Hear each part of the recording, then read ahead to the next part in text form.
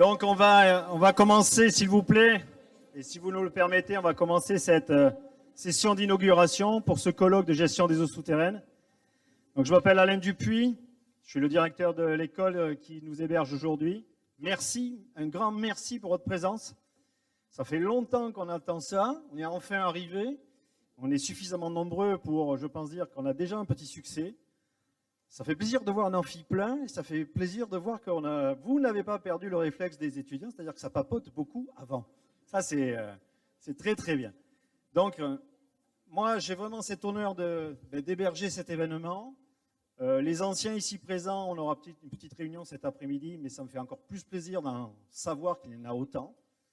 Ça nous fait également plaisir d'accueillir nos collègues qui ont organisé ce colloque et à qui je vais céder la parole. En tout cas, bienvenue, bon 3 jours et j'espère que vous vous sentirez un peu chez vous ici à l'issue de ces 3 jours. Voilà, merci.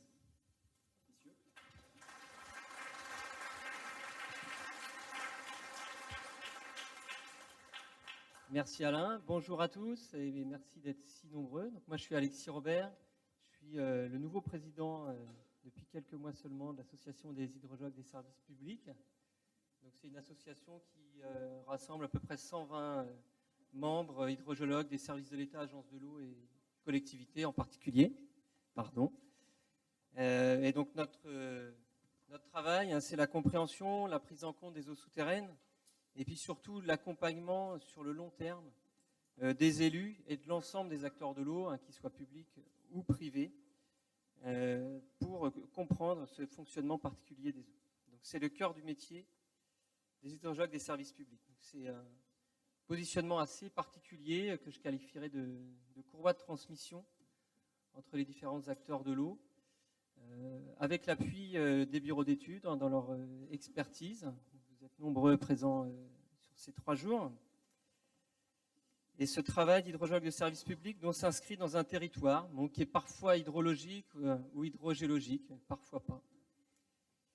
Et c'est un travail qui participe à la préparation à ce que j'appellerais le choc hydrologique qui nous attend.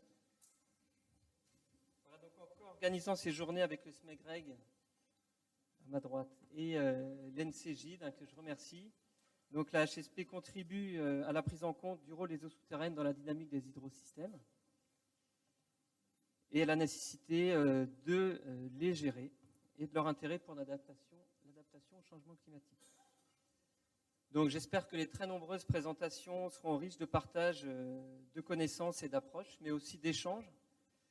Donc entre les 265 participants sur les 3 jours, où vont se succéder donc plus de 40 présentations orales, près de 20 posters, 2 tables rondes, 5 conférences, qui nous permettront d'accueillir aussi 2 collègues québécois, donc sans oublier les 20 stands exposants que vous avez peut-être déjà aperçus. J'en profite pour remercier pour leur participation financière donc l'Agence de l'eau Adour-Garonne, Forage Massé et Foradour.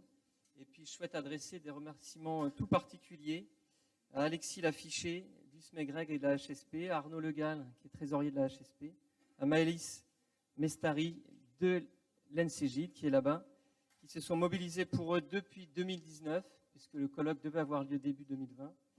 Pour que ce colloque, donc reporté 3 fois, puisse avoir lieu. Merci à eux.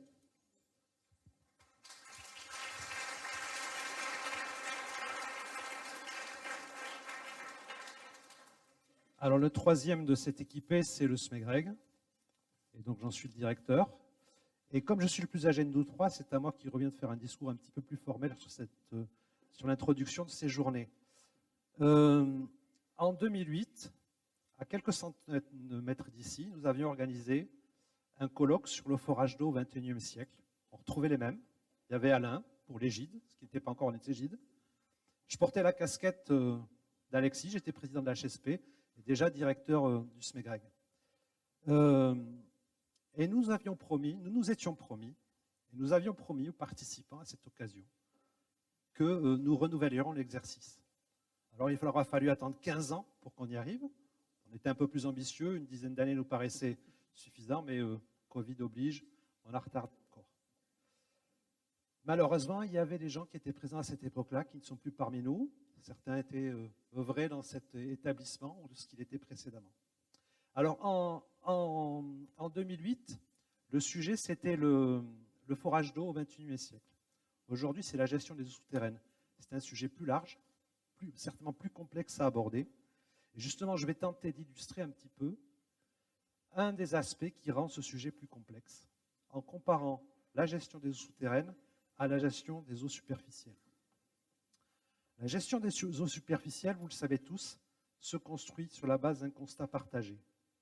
Nous allons collectivement au bord de la rivière, nous allons sur le pont et nous allons pouvoir constater que la rivière est à sec, qu'elle déborde. En cas de pollution, il y aura souvent des éléments qui vont nous permettre de voir cette pollution, des poissons morts, des couleurs, de la mousse, des déchets.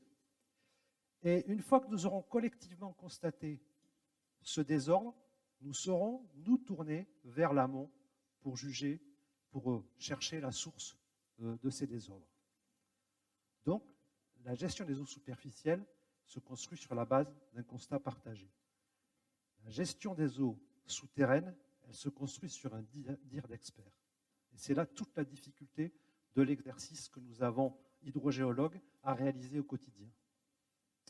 Nous allons, en tant qu'experts, avoir à poser un constat sur l'état de la ressource, sur la base d'éléments fragmentaires, d'informations ponctuelles, souvent discontinues, souvent disparates.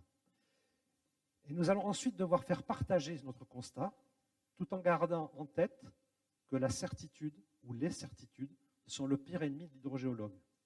Donc face à cette difficulté et à la difficulté qu'il y a à faire partager notre constat, nos certitudes et nos doutes avec des décideurs, on pourrait se retrouver dans la situation où ceux-ci seraient amenés, comme ils le font souvent, à penser qu'on n'en sait pas assez pour agir et qui pourraient tomber dans la tentation que l'on voit souvent mise en œuvre du ne rien faire ou du moratoire. Nombre de territoires ont gelé l'accès à certaines ressources depuis de nombreuses années. Donc, c'est ce défi qui se cache derrière les journées que nous allons consacrer à ce sujet. Et j'espère que nos travaux feront considérablement évoluer la prise en compte des eaux souterraines dans la gestion des ressources en eau. Dernier élément, puisqu'il y a une dimension plus, je dirais, réglementaire et sociale, il faut avoir à l'esprit que les eaux souterraines sont totalement absentes, pas totalement, mais presque totalement absentes, de la réglementation et des politiques nationales de gestion de l'eau. Et un des enjeux, c'est de les faire sortir de cet anonymat, de faire en sorte, comme le dirait Philippe Marc qui interviendra demain, de les sortir, de faire en sorte qu'elles ne soient plus le passager clandestin des politiques de l'eau. Donc à nous tous de faire de ce colloque une réussite.